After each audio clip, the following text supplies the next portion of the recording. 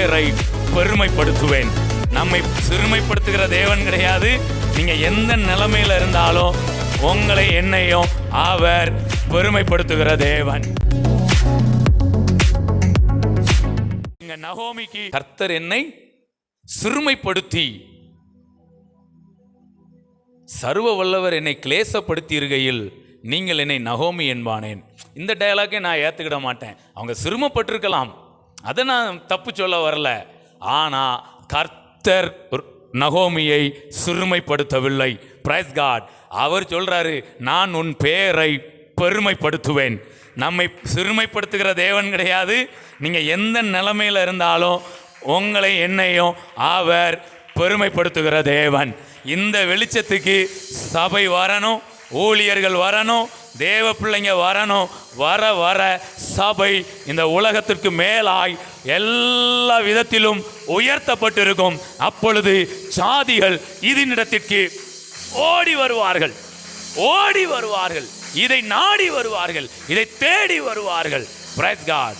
இப்ப தாவீது என்ன சொல்றாரு?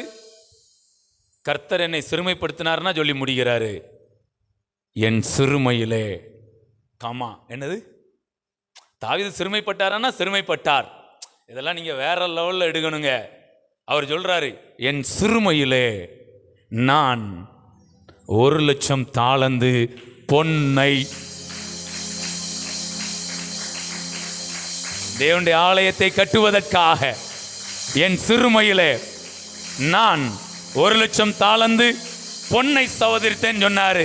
தாவீது சொல்றது கரெக்டா இல்ல இந்த நகோமி அம்மா சொல்றது கரெக்டா? நகோமி அம்மா தேவனை சரியா பார்க்கல, சூழ்நிலையை நல்லா பார்த்துட்டாங்க.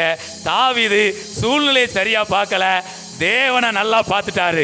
தேவனை நல்லா பார்க்கிற பிள்ளைங்களை பரலோகம் தேடுகிறது.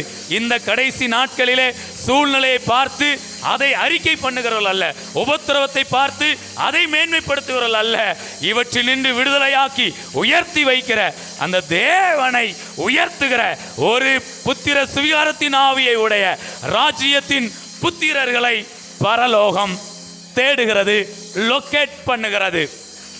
Price God.